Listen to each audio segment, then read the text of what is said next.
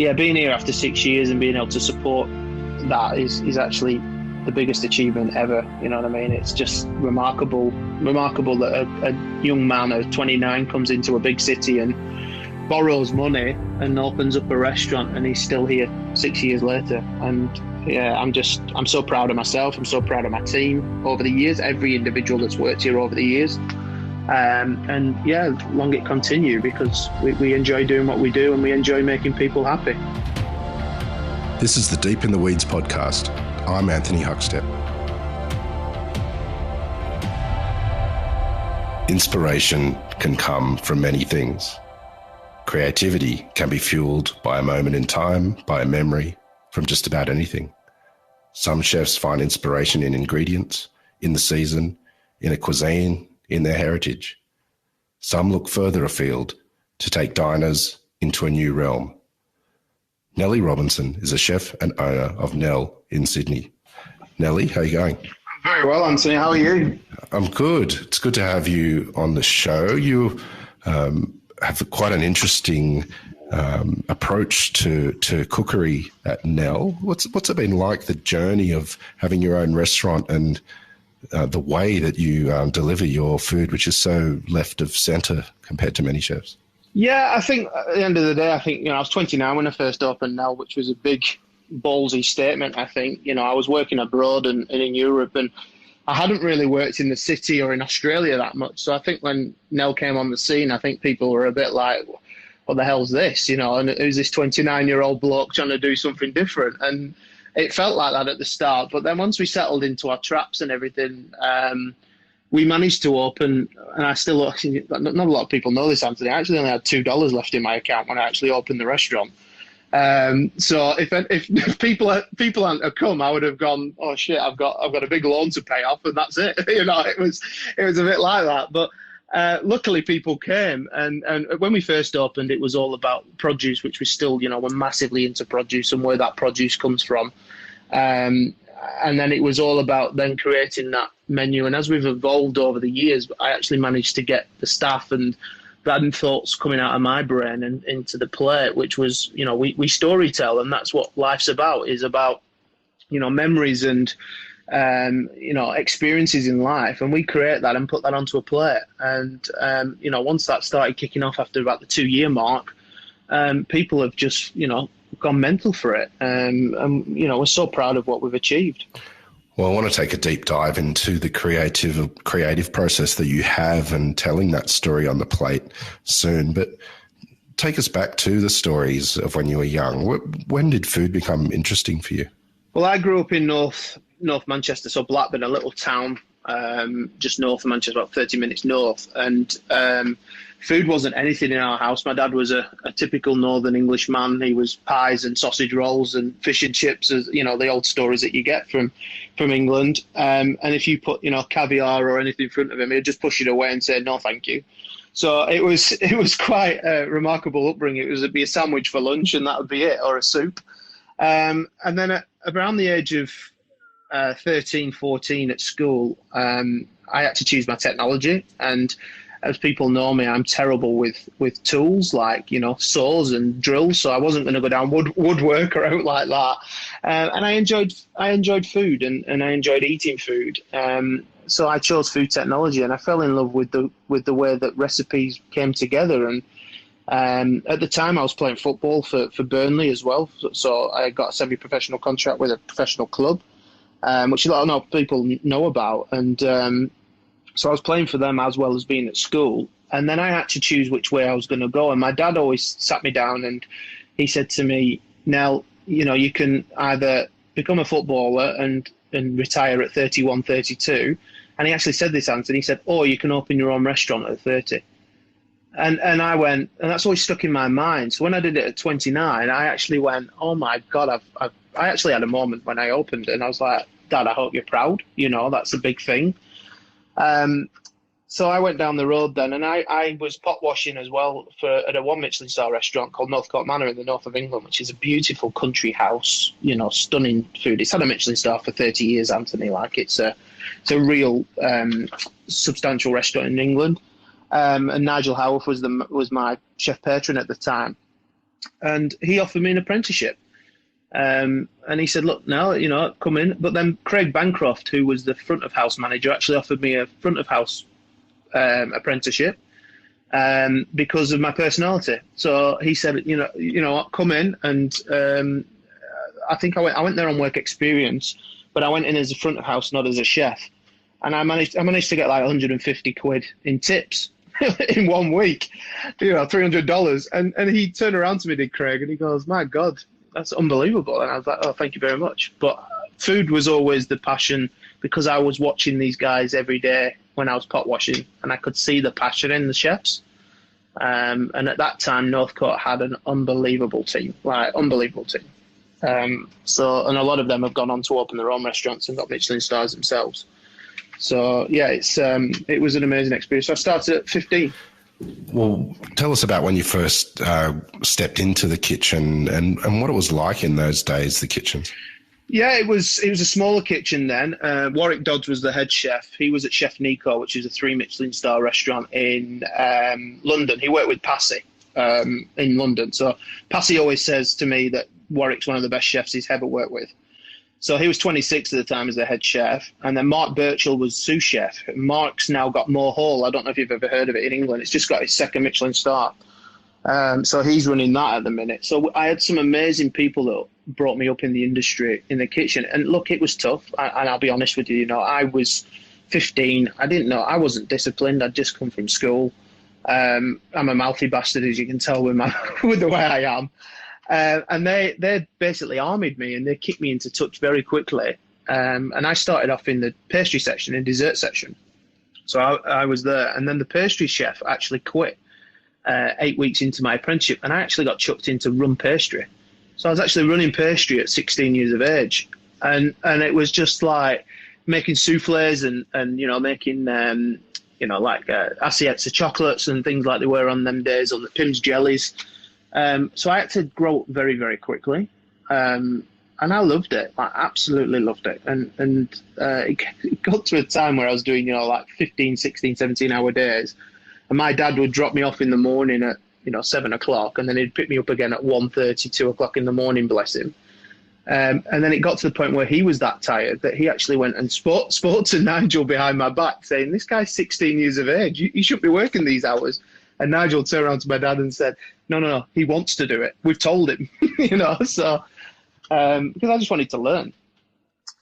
So yeah, that was pretty special, that. And I grew quite quickly in the ranks at Northcote there. And yeah, I got up to senior chef de part very, very quickly. I think I was 17 at the time when I got that position. And I just enjoyed it. I moved into the main kitchen, learned all the sauce section, which was the hardest section in the kitchen. But I was very fortunate to work with Mark for a long time on sauce, and he taught me so much. And then I was with Warwick on the fish section, and yeah, just continued to grow in there. And it was just a delightful time.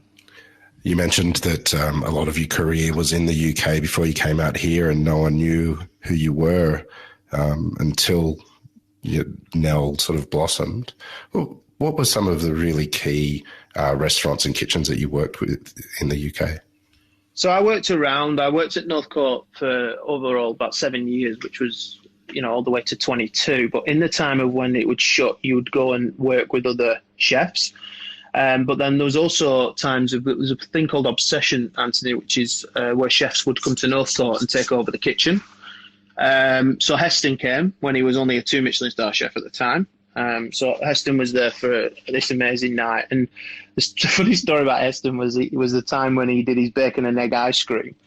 And he was in pastry with me, and I was making this base for his ice cream, and he's looking over my shoulder, and Jockey was with him, his pastry chef. And they're both going, right, okay, now this is the time where you split the eggs for the bacon and egg ice cream. And I looked at him and I went, because Nigel had always said, if you split that vanilla ice cream first, Nell, I'll kick you in the mouth. Just don't do that. So I'm looking at my boss, looking at Eston, going, you want me to split this? And he's like, yeah, split it. And I'm like, oh my God, I'm going to get in trouble here. It was just one of them moments. So there was people like him. Phil Howard was a big thing, and I worked with him a while as well. And that's where I know Scott Pickett from, because Scott was the generation in front of us. And then when I came to Australia, me and Scott knew of each other, and then we met each other in Perth for the first time at Gourmet Escape. And I went, Digger, and he went, Nelly, and we've become friends ever since. Like, and we still talk most days. He's just a lovely guy, and it's just funny how the world is so small in our industry. But then I worked at Stanley House under a chef called Steve Williams, who'd worked for Gordon for a long time, and he worked at Le Manoir as well.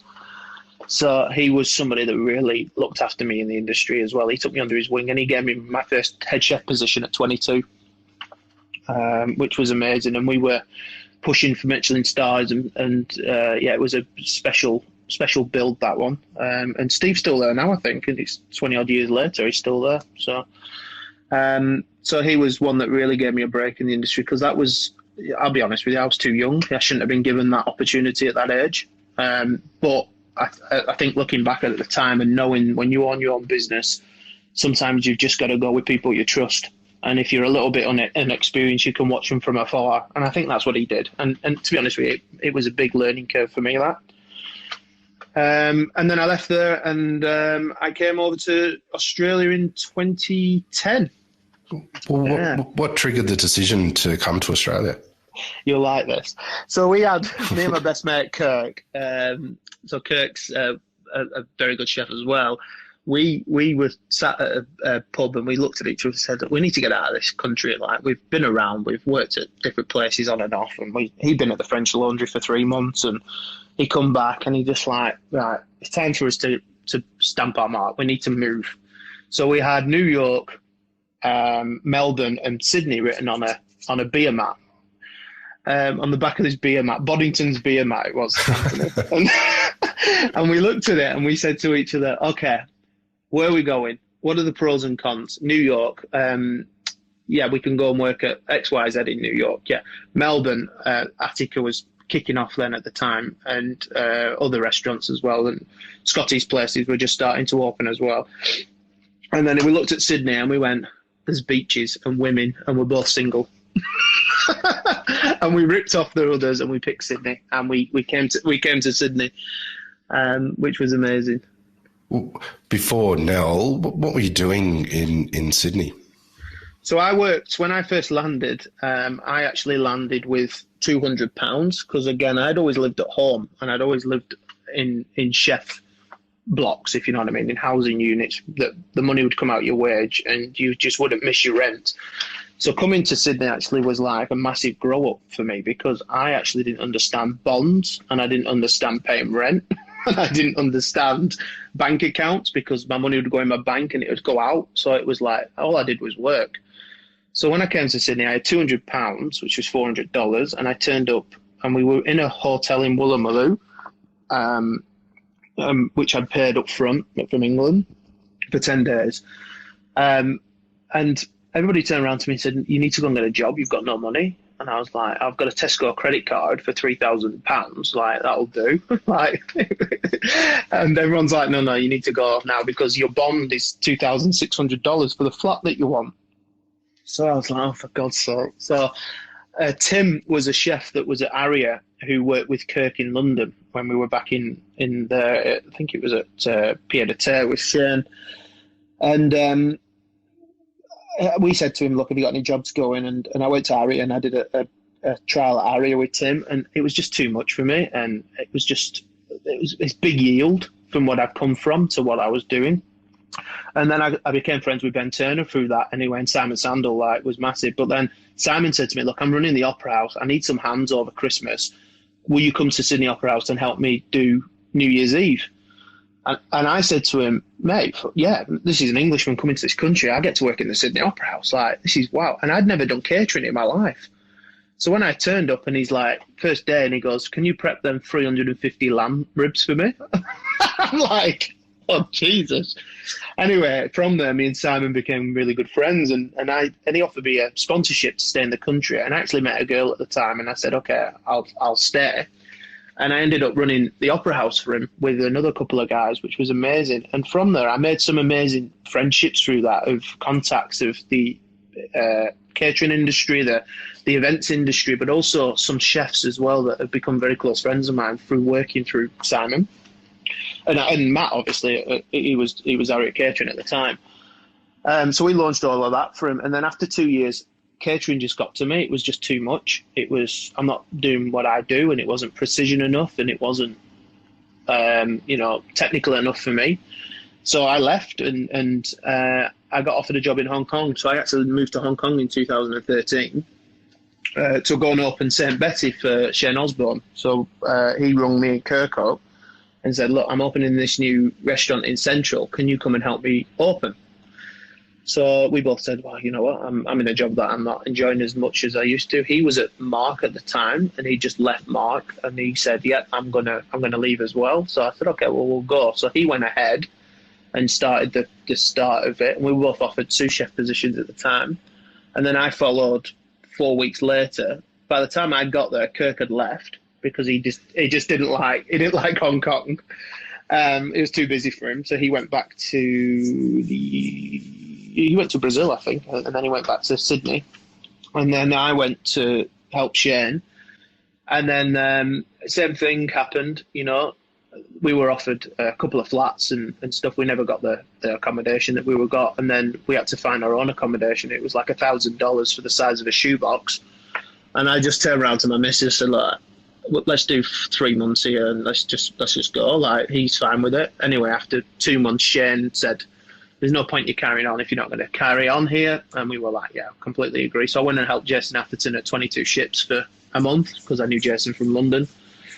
And I just said, I'll do a month for you and I'm going to go back to Sydney. But I ended up going back to England for 6 months and worked at a place called the Feversham, which was a 2 Michelin-starred restaurant in the north. And I went and helped a friend open that. And I actually spent some time at home and actually had Christmas at home. And then coming back from there, we came through Singapore, and the girlfriend at the time said to me, so, okay, who are you going to work for when you get back to Sydney?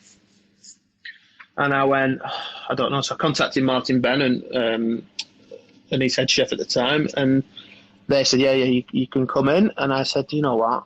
I just want to do it myself. I was 28. And she goes, what do you mean you want to do it yourself? You got no money? And I said, I'll get some money. I want to do it myself. And I told her my vision, and she's like, yeah, let's do it. No problem at all. So I actually borrowed money from her house. She owned the house. So we borrowed money from that, and that actually gave us the money then to set up Nell. Wow. What was it like taking that risk and creating your own restaurant? Take us back to that period of time of what it was like building Nell. So the Nell, as it was before, you've been down, Anthony, a couple of times. The restaurant itself was actually a dungeon. It was actually a basement of a hotel. So there was when I walked in through the back door, it was cockroaches and rats. It was horrible. It was disgusting. Like, there was no entrance at the front door. Anyway, the estate agent rung me up. And said, look, there's a bar that's fallen through because of the liquor license laws has changed, and there's a space going, and I think it's perfect for your restaurant. So I walked in, and I just had this vision straight away where the kitchen would go and where the bar would go, and how it would work. So I had a meeting with the landlord at the time, Alex Thorpe, and I actually walked in, I don't know why I did this, but I walked in thongs, shorts and a T-shirt in this meeting, right? And I look back on this, and I actually get on with Alex really well now, and we laugh at it still. And he said, you just sat around this round table with 4 executives who were all in suits, and you're in shorts, thongs and a T-shirt. And he said, and you just told us your vision. And he said, by that passion, and I also did some research that you can't pay for anything that you can't take away from a rental place. So I said, well, I can't take away the toilets, guys, and I can't take away a staircase for a separate entrance, and I can't take away the units for the fanning units. I said, so you guys are going to have to pay for all that. So they all went away and looked into it, and they came back to me and said, oh, we'll pay for that. No problem. You just pay for the fit out. So the $200,000 that I got from the house actually paid for the fit out of Nell, for the original Nell, when we did it. So, like I said, I spent 199.98 on everything from food to wine, and we opened on the 13th of February 2015. It was. This episode is proudly supported by Montague, handpicked for you. The things that we're really looking for in plums, first of all, they've got to be sweet. we're really looking for a full flavour explosion in our plums. Red flesh is critically important to us, higher in antioxidants, so all that good stuff. And then we're also looking at a slightly firmer texture, so there's almost a little crunch. That's the real driver for us. For more information, go to montague.com.au. Well, I did come in those early days, but tell us about what your food was like then, because it's changed so dramatically since. Yeah, again, things take time in food and visions of and that all comes down to money. It all comes down to, staff and everything. Like, I've just seen Neil's just starting to get his new place going, and it's amazing what he's done down there in Double Bay with the money that he's got behind him. And it's like, if I had that money at that time, could you go straight in with the vision that you had? And the answer is probably yes. But because I was on my own and, no money behind me, I had to be very careful, and I had to cook for, with the produce, the amazing produce, and for the people of Sydney. But also you have to start trying to get your name out there. You technically you are, and nobody knows you. And you just popped up underneath a hotel. So people are Surrey Hills are going to walk past and go, oh, I'm going to go in there. Because when you walk past it, you actually don't know it's a restaurant. So it was all about how clever we were with the marketing and how we got it out there. So then people went, all right, there's a restaurant there. Let's go, let's try it. And it was very traditional British cooking done well, differently at the start. And that's how me and Fabian did it. Fabian was the head chef at the time. He was with me for 4 years. German boy, really lovely. And so we had this vision together, and we said, you know what, we can do this by cooking well, but also getting the name out there slowly. Because if we went hard, honestly, if we went hard at the start, Anthony, I don't think we'll be here now. Because I think to sustain a good restaurant, you have to be patient, and you have to be careful, and you have to be well disciplined in what you do. And that's what I believe we're still here after 6 years. So from there, we then, after about 2 years, I managed to get enough money in the bank, I'm not talking a lot, to then start getting plates made for me, because we get all our plates made, we get all our stuff created for us. And that's what I always wanted. Tell us about the creative process, because as you alluded to earlier on, it's all about the story behind a dish and the story on the plate as well. When did this all start for you, when you started heading down that track? So I've always wanted to do that since the age of 23, 24. I've always had in my brain, stories is everybody's life. Everybody has a memory in their life, and how you use that memory is how you affects you as a person. So for me, is to make people happy. I love to make people happy. So what makes people happy is memories of growing up in food. So if it's growing up in Australia, if it's growing up in Asia or in England, or if it's storytelling, like that's how we did it. And when we had enough money to buy the props, and we had enough money to actually go, and we had the right staff, because at the time in 2017, 18, we had an amazing team at that time. So we could come together and we could really create the visions of what we wanted. So to get that going, it took about 2.5 years to get it going. But then when we dropped the first one that we did, which was the British classic one, people just went mental for it. And you could see that there was a gap in the city for what we were doing, which I was glad that we did. Because everybody in Sydney did cook amazing food. Like, we've got so many amazing restaurants in the country, but nobody does this kind of food. But in Europe, it's very, very popular. So, tickets in Spain is massive. Like, you buy a ticket and there's a store, there's a chapter that you go through. Obviously, Heston in the old days, you didn't go down the same road, but there was a story behind a dish all the time of his stuff. So I always wanted to go around there. And because I'm a kid at heart, I always wanted to develop menus that made people, one, happy, and two, bring back memories. And when you see an Aussie person stick that lamington in their mouth that we do, with Illawarra plum on it and everything, it makes people smile, and they go, oh my God. And we created a fairy bread dish that was full of nitrogen and snow, and people are eating it, and they look at each other and go, how's he done that? Like, that's fairy bread. And we're like, yeah, it's fairy bread. Yeah. It's like, and then there's bits of jokes along the way. We have, knowing me as people do now, I'm a jokey lad. I love bit of fun, and we add that into our dishes. You know what I mean? Like there was Winston Churchill was on a dish. We had a him with his fingers up, from World War II, because that is a big piece of my history. But in between that was a prawn, and we had a newspaper with things on it, and it's just we do a lot of things like that. But then we dropped Once Upon a Time 3 years ago, which is about Disney films and Disney scenes. And I came out the office and I said to my team, I want to do a menu around Disney.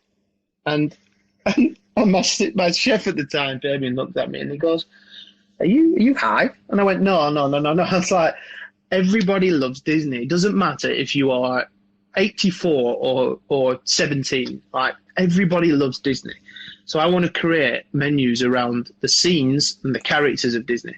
So anyway, I got to work on it, and we, for example, on the first menu, Anthony, we did a Cinderella, so we called it Biddity Boddity Boo, and it's all around that scene of when that pumpkin gets changed into the carriage, then Cinderella can go to the ball. So what we did was we got our pumpkin grower, to get us some small pumpkins, and he stocked them at a certain size for us.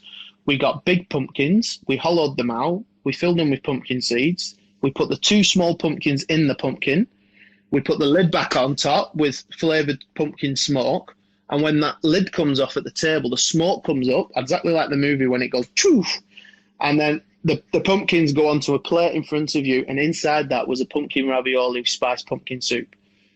And people were like, oh my God, this is amazing. Like, how have you done this? And we killed Bambi's mum for the main course. So it was a beautiful piece of venison, but the touch of that was a shotgun pellet with shotgun pellets of buckwheat wasabi and quinoa, crispy quinoa, in a shotgun pellet that would season the dish at the table. So people would see that venison's, beautifully cooked with beetroot, blah, blah, blah.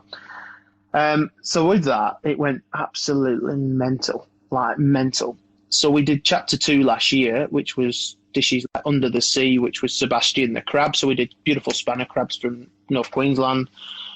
We cooked it, but then we created a bubble that would stay on the plate in a glass bowl, so you could see through it. And underneath was the crab with a roasted macadamia puree. But then on the top was these bubbles that were made of vinegar and tomato, so it looked like the ocean.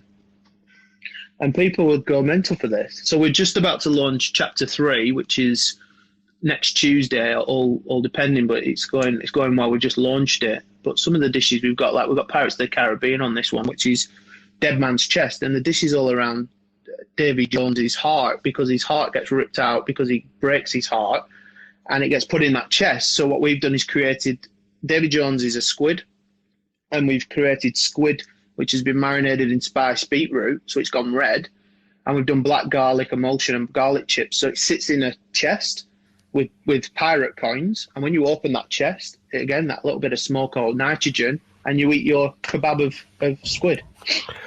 Tell us about the creative process to create these dishes. What sort of research, and take us to your place when you're creating them. Yeah, so my missus calls me a nutter, so but she gets me. So it's obviously she's married me, so she gets me. But we have lots of conversations together about what my ideas are, and she understands me. So for example, we'll go through the Once Upon a Time menu. I will watch films of that, and now I've just had a little one. It excites me again because I can watch them again with her. But I watch the films, and there'll be a certain scene that people remember, or I remember, that sticks in my mind. I jot that down, and then it's how you can create a dish around that. So it's flavors. What does it look like? How does that come to? So the Monsters Inc. dessert for the new menu, I'm obsessed with Mike Wazowski's eye. I love his eye. So I said to my pastry chef, Gavin, I said, how can we can create a dish around Mike Wazowski's eye? And he goes, mate, no chance. Right, we're doing 80 a night of this. He says, no chance, you need to get 80 moulds. They cost X, Y, Z. I was like, that's fine. So we've got a mould made for us that's going to be a sphere. And because he's green as a character, we've turned that eye into a white chocolate, roasted pine, and peppermint parfait. So on the top of that, I've covered it. We've got this floss machine, and we've made a floss of the colours of J.P. Sullivan, who is blue and purple. So we've covered the with JP Sullivan's Fair, because when they made Monsters Inc., the first time that they did 3D imaging of cartoons with them, the fair moved for the first time. So you could see it. So I was obsessed with the fair. So we've created the floss that sits on the top, which is made of sugar and blueberry and everything. But then we've created a green yuzu cucumber consomme that goes around the whole dish. So then that's the dessert. So when the waiters come out, we sit them down, we do a lot of training with them. That's how we explain it to them. This is how it needs to be said to the customer, because there's a story behind that dish. I'll be honest with you, Anthony, everybody doesn't get it. And that's fine, you know what I mean? Because some people want to go out and just have a nice piece of pan-fried fish and vegetables. But people that research, when they come here, they actually understand, oh my God, there's a story behind this. It's actually quite exciting. And from minute one all the way through to the last dessert, you get that story. So the last petit four is creme de la Egdo, and it's all about when Egdo in the Aristocats is making that milk for the cats because he wants to steal the money from them, so he wants to get rid of them. So he puts the sleeping pills in the milk. So we've created a bomb of a milk that's with the flavours of cinnamon, nutmeg, mace, and it's rolled in biscuit because the mouse comes out and dips his biscuit in the milk. So it's all about that scene. So that's where it comes from. Have there been any sort of disasters in this sort of creative process? And, are there challenges involved in keeping the integrity and flavours with such creativity?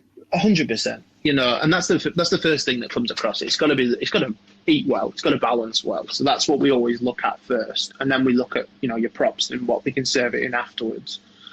Mate, there's been a few disasters, of course there has, along the way. Across the 20 years of cooking, there's been a few disasters. But, we create a dish, and I think we did one for Lion King and the first menu, and it was about African flavours. And people just didn't get the African flavour.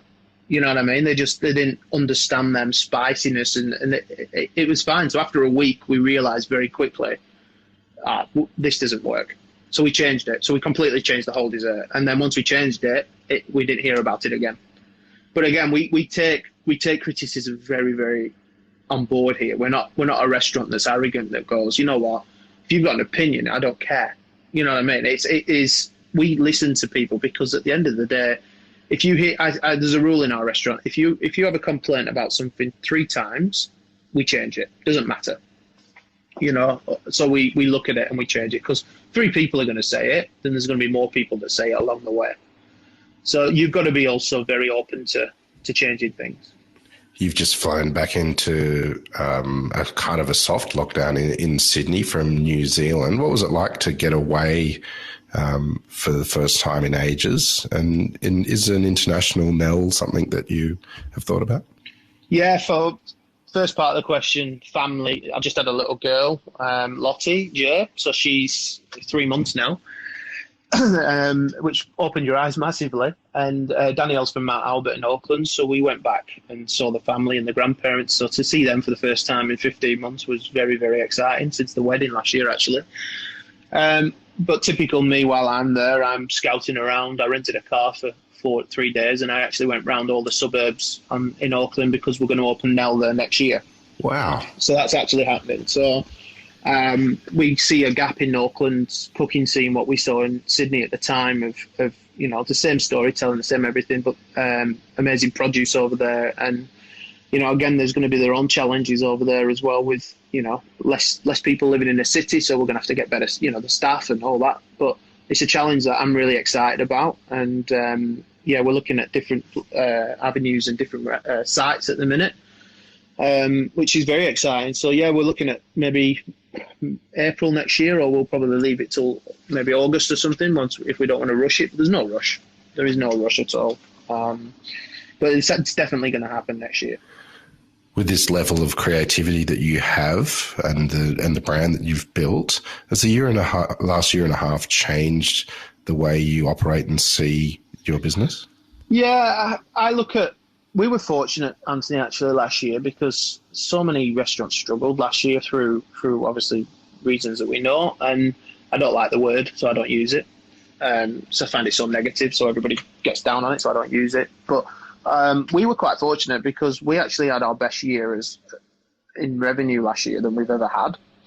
And that was, I think, due to, we shut for 11 weeks in March. I just got married and got back and I had to shut the restaurant. It was the most weirdest time.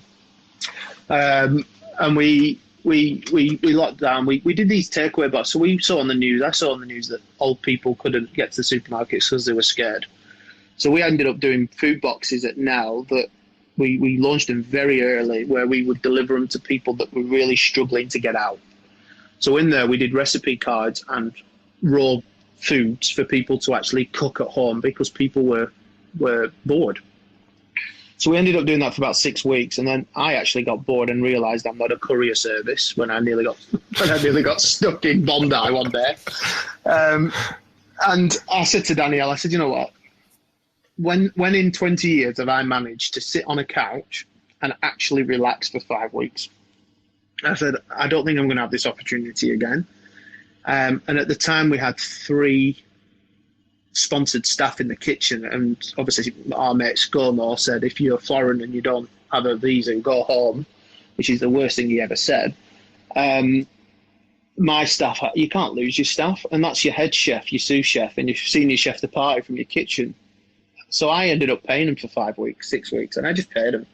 And I said, you don't need to do anything. I'm not going to take your holidays off you. Just go home. Have 6 weeks off, enjoy yourself, and then let's get back. And we open up again and we go hard again. But again, we didn't know how long it was going to be at that time. But anyway, it worked out to be 6 weeks. We opened up with the best dishes of Nell over the course of, so we did a bit of an Instagram to our followers and said, what are your favourite dishes over the last 4 years? And then we worked it out. We put a menu together and we sold out that menu. We ran it for 6 weeks and we sold it inside 3 days of opening, which was amazing. So that showed to us that the people that come here for most menus missed us when they were locked down, which was amazing. And then we went straight into the Once Upon a Time Chapter 2, which went absolutely mental. We were doing 80 covers every night, Tuesday, Wednesday, Thursday, Friday, Saturday lunch and Saturday night. And then we rolled into Christmas. And it was just like, wow, okay, we've had an amazing year. But then you're hearing of your mates that are shutting down restaurants, and I just don't talk about it because it's just so sad. But as an industry, we're hitting a different kettle of fish now, and that is all staffing, isn't it? I'm very fortunate. I've got amazing staff here, and I've got a lot of loyal staff, so they've stayed. But other restaurants are now struggling because we don't have that foreigners that are coming in that are taking certain jobs, and there's not enough people in the city to take them jobs with the restaurants, So it's a different task now, which is a bit different time. But anyway, we'll crack on. We'll come together and we'll just keep going. With time, you've been able to build the restaurant that you've dreamed of building. What are you most proud of in your career? So another thing I'll just tell you as well, we're redeveloping the restaurant, Anthony, in October. So I'm ripping it out. So I'm ripping the toilets out. And I'm ripping the office out where I've got my office, and we're actually going to make it. Danielle's Danish, Danish Kiwi, and she's got this Scandinavian style of design that is unbelievable. So we're going to actually make it a little bit more mellow, if that makes sense. So the entrance is still going to be unbelievable with the tree hanging and the lights and all this. When you walk in, we've got some designs that are going to come for the tables. So we've got separate tables that are all different. But then we're going to build a wine room, which I've dreamt about for 6 years because we've got this little storage room for our wine. So we're going to build a wine room where the toilets are, and we're going to rebuild toilets. So we're going to have it a little bit more swish when we have it. So that's in October. So we're really excited about that. What was that question, Anthony? Sorry, I missed that one. I was too busy telling you that. Well, I just said you've been able to build your dream restaurant, and you're going to be adding to it later this year. But what are you most proud of? I'm proud that we're still here after 6 years because it's been a tough road. It's been tough to Sydney crowd is a tough crowd to crack, and people, but especially not knowing me who I am, I think was a very big thing. But now people are understanding us.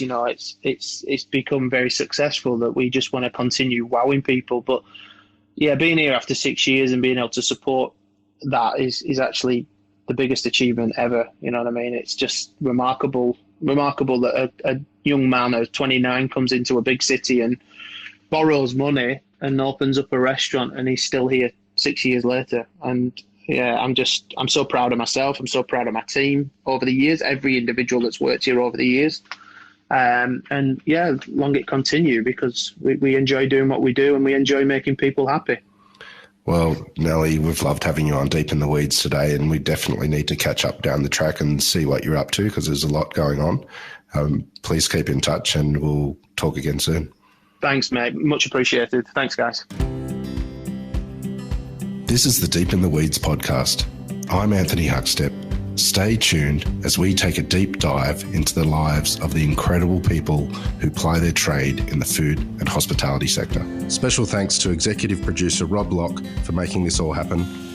Follow us on Instagram at Deep in the Weeds Podcast, or email us at podcast@deepintheweeds.com.au. Stay safe and be well.